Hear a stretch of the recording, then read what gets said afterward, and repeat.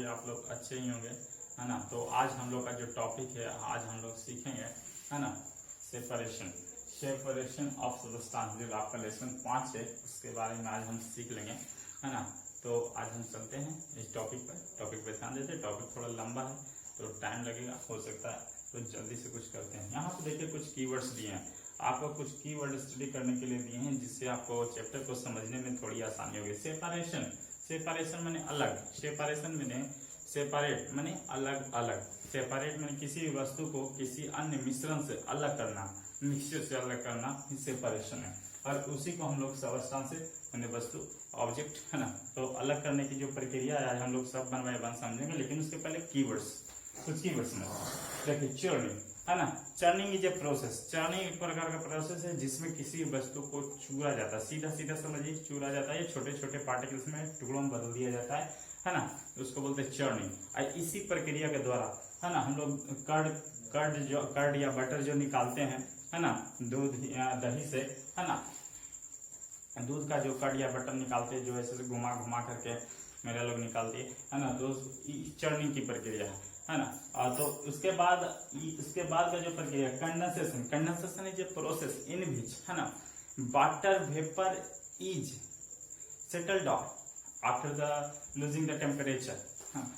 जैसे temperature lose करता है और वापस लिक्विड में कन्वर्ट हो जाता है, उसको बोलते हैं हम लोग कंडेंसेशन, है ना, संघनन बोलते हैं। उसके बाद है डिसेंटेशन, जब हम किसी भी पदार्थ में मिट्टी में पानी को मिला करके किसी गिलास में डाल देते हैं, उसके बाद थोड़ी देर के बाद देखते हैं कि वो धीरे धीरे सेडिमेंट हो जाता है, नीचे तली में बैठ जाता है। यहाँ देखिए सेडिमेंटेशन, नीचे तली में बैठना सेडिमेंटेशन, ठीक है, सेडिमेंटेशन है। लेकिन जब उस गिलास से फिर पानी को दूसरे गिलास में हटा करके उस सेडिमेंट पार्ट को अलग कर लेते हैं, that the process is called decantation, ठीक है, डिसेंटेशन कहलाता है ना। पानी को दूसरे गिलास में डालने से सेडिमेंट पार्ट जो अलग हो जाते हैं, इसको हम बोलते हैं डिसेंटेशन। उसके बाद देखिए evaporation is the process, evaporation एक प्रकार का प्रोसेस है। जब हम किसी भी वाटर को बॉइल करते हैं तो उसका जो जल है, वाटर है ना, गर्मी के कारण इवेपोरेट हो जाता है, बाष्प बन के उड़ जाता है, इसको हम बोलते हैं इवेपोरेशन। उड़ने की प्रक्रिया को इवेपोरेशन। जब उड़ता कब है, जब उसका एयर प्रेशर, है ना, वायुमंडलीय दाब से जब उसका प्रेशर ज्यादा हो जाता है तो उड़ना प्रारंभ करता है, उसको बोलते हैं इवेपोरेशन। फिल्ट्रेशन, छानने की प्रक्रिया को फिल्ट्रेशन बोलते हैं, है ना। फिल्टर पेपर से भी इसका यूज करते हैं। फिल्टर पेपर को कौन बना लेते हैं, कौन बनाने के बाद उसमें मड्डी वाटर या फिर गंदा जल डालते हैं तो मड वहां पे रुक जाता है, या जो कचरे होते रुक जाते हैं, पानी नीचे गिर जाता है, दैट इज द फिल्ट्रेशन। उसके बाद हैंड पिकिंग है। Hand picking is a process in which, है ना, हम लोग जिसमें अनाज को हैवी मटेरियल का या फिर कंकड़ बोल सकते हैं, मिट्टी बोल सकते हैं, उसको चुन करके, या फिर अनाज को चुन के हटा सकते हैं, या तो कंकड़ वगैरह को, फेडल्स वगैरह जो होते हैं उसको हटा सकते हैं। तो ये हैंड पिकिंग के द्वारा हम लोग कर सकते हैं, हाथ द्वारा चुन करके। सैचुरेटेड सॉल्यूशन तो आप जानते ही होंगे, सैचुरेटेड सॉल्यूशन संतृप्त विलयन बोलते हैं, जिसमें और भी ज्यादा सॉलिड को गुलाया नहीं जा सकता, उसको बोलते हैं सैचुरेटेड सॉल्यूशन, है ना। तो उसके बाद सेडिमेंटेशन, आपको पहले ही बता चुके, जमने की प्रक्रिया, नीचे तली में जम जाने की प्रक्रिया को सॉलिड पदार्थ या सॉलिड पेस्ट जो है तली में जम जाता है, तो उसको बोलते हैं सेडिमेंटेशन। सीविंग एक प्रक्रिया है जिसमें हम चलनी से, है ना, चलनी के द्वारा चालन की प्रक्रिया जो हम लोग करते हैं, जिसमें मोटे पार्टिकल को चाल लिया जाता है और पतले पार्टिकल को चाल करके नीचे गिरा लिया जाता है ना। इस प्रकार से हम लोग दोनों को अलग कर पाते हैं, मोटे सॉलिड पार्टिकल है जिसको अलग कर पाते हैं। उसके बाद सोल्यूशन तो आप जानते हैं विलयन होता है ना। थ्रेसिंग एक प्रकार का प्रक्रिया है जिसमें हम लोग हस्क से अनाज को अलग करते, इसको बोलते हैं थ्रेसिंग, है ना, जिसमें हम लोग अनाज अलग करते हैं, है ना। ये जनरली किसान लोग, इसके लिए जो बड़ा मशीन यूज होता है, बड़े पैमाने पर जो मशीन यूज होता है उसको बोलते हैं थ्रेसर। क्या बोलते हैं, थ्रेसर। उसके बाद है बिनोइंग ये प्रोसेस इन भी देखते हैं, लोग सूप में हम लोग हस्क के साथ मिला हुआ अनाज को ऐसे से ओसाते हैं और इधर से हवा चलता है, हवा, और इस तरफ जो हल्का हस्क जो हवा के साथ उड़ जाती है, जबकि अनाज भारी होने के कारण नीचे गिर जाते हैं, तो हम लोग हस्क से उसको अलग कर लेते हैं, है ना।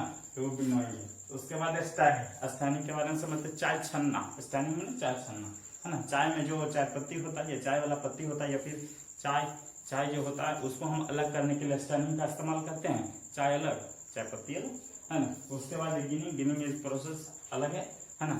जो हम लोग खेती बाड़ी में करने वाले लोग थ्रेसिंग के बाद जो गिनिंग के द्वारा या फिर गिनिंग एक प्रकार का छोटा डिवाइस होता है ना, टेम्पररी होता है और ट्रेडिशनल होता है, उसका प्रयोग करके हम लोग गिनिंग के द्वारा हम लोग अनाज को अलग करते हैं, सेपरेट करते हैं।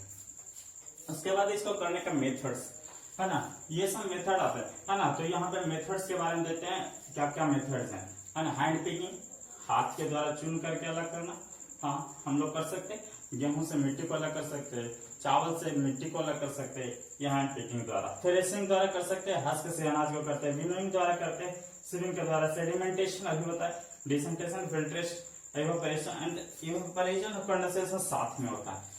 तो इवेपोरेशन की प्रक्रिया में देखे होंगे है ना कि एक जाल होता है बना हुआ इस प्रकार से है ना, जाल इस प्रकार से बना होता है ना। और यहाँ से हीट देने के बाद ही जैसे कि यहाँ पकड़ने वाला होता है, हीट देने के बाद इसमें जो वाटर रहता है गर्म होने के बाद वेपर के रूप में निकलता है ना।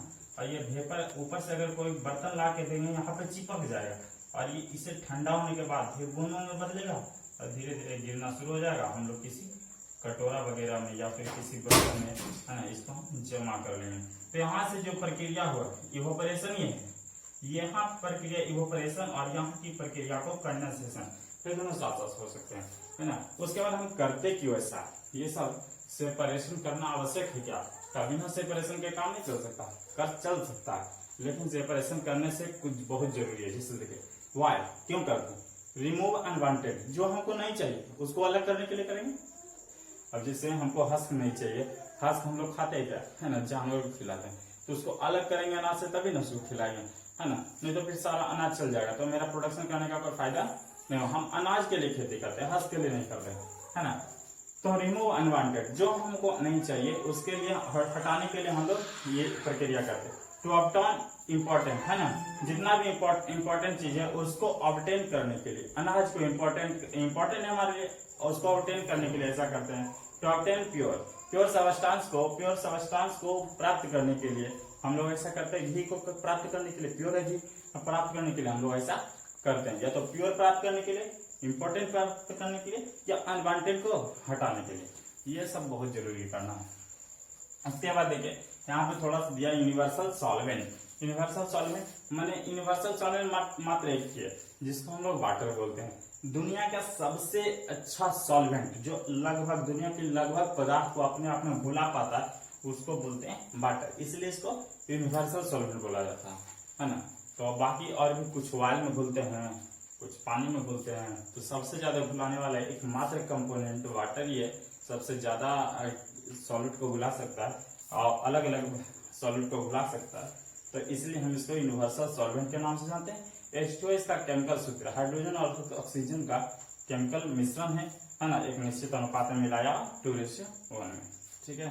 यहाँ पे देखते हैं ये जो रिएक्शन का चेंज है, ये जो साइन आप देख रहे हैं है ना, ये रिवर्सिबल है ना, ये रिवर्सिबल दिखा रहा है। यानी अगर हम इधर बोल दें कि A+B = C+D है, तो इसका मतलब है कि C+D को वापस A+B में प्राप्त किया जा सकता है, ठीक है। और इसका मतलब है अगर बनने के बाद अगर A+B को बनाए तो यहाँ पर C बना है ना, तो A+B से C बना, लेकिन C को हम वापस A में प्राप्त नहीं कर सकते, ये इरिवर्सिबल है, ठीक है। यहाँ रिवर्सिबल इरिवर्सिबल कुछ चेंजेस है। It return in original state, ये वापस अपने ओरिजिनल में आ सकता है, जबकि आपका ये ओरिजिनल में नहीं आ सकता है। केमिकल प्रॉपर्टी इसका चेंज नहीं होता है। रिवर्सिबल में जो भी हम प्रोडक्ट बनाते हैं, जैसे C और D हम प्रोडक्ट बनाए, तो इसका जो केमिकल प्रॉपर्टी होगा C और +D का भी केमिकल प्रॉपर्टी सेम ही होगा। Most of the physical change आता है रिवर्सिबल, इसका जो फिजिकल चेंज है ना, फिजिकल चेंज और रिवर्सिबल, इसका फिजिकल चेंज भी रिवर्सिबल होता है, जबकि केमिकल में ऐसा नहीं होता है। केमिकल प्रॉपर्टी या रिवर्सिबल में ऐसा नहीं होता है। यहाँ पे देखते हैं फिजिकल चेंज और केमिकल चेंज। तो physical change, physical property change हो सकता है, जैसे किसी भी बॉल को है ना, किसी भी मिट्टी को लाए, गूथा बना दिए, उसको दबा दिए, फिजिकल चेंज हो जाएगा है ना, तो फिजिकल प्रॉपर्टी चेंज हो जाएगा। मोस्टली ये रिवर्सिबल ही होते हैं फिजिकल में है ना, और इसमें एक न्यू सबस्टांस जो फॉर्म होना होता है वो नहीं हो पाता है। तो केमिकल में देखिए केमिकल प्रॉपर्टी चेंज नहीं होते है ना, और मोस्टली केमिकल प्रॉपर्टी चेंज नहीं होते, मोस्टली इरिवर्सिबल है ना, ये अधिकांश जो तो इरिवर्सिबल हो सकते हैं, चेंज नहीं हो सकते हैं। ये न्यू सबस्टांस फॉर्म, यहाँ पे एक नया सबस्टांस का निर्माण हो जाता है। तो ये बहुत ही जरूरी है आपका रिवर्सिबल चेंज, है ना। ये सब आप स्टडी कर लीजिएगा, आपका ऑब्जेक्टिव क्वेश्चन अलग अलग प्रकार से पूछेगा तो आप इसको बता सकते हैं। बाकी के लिए थैंक यू।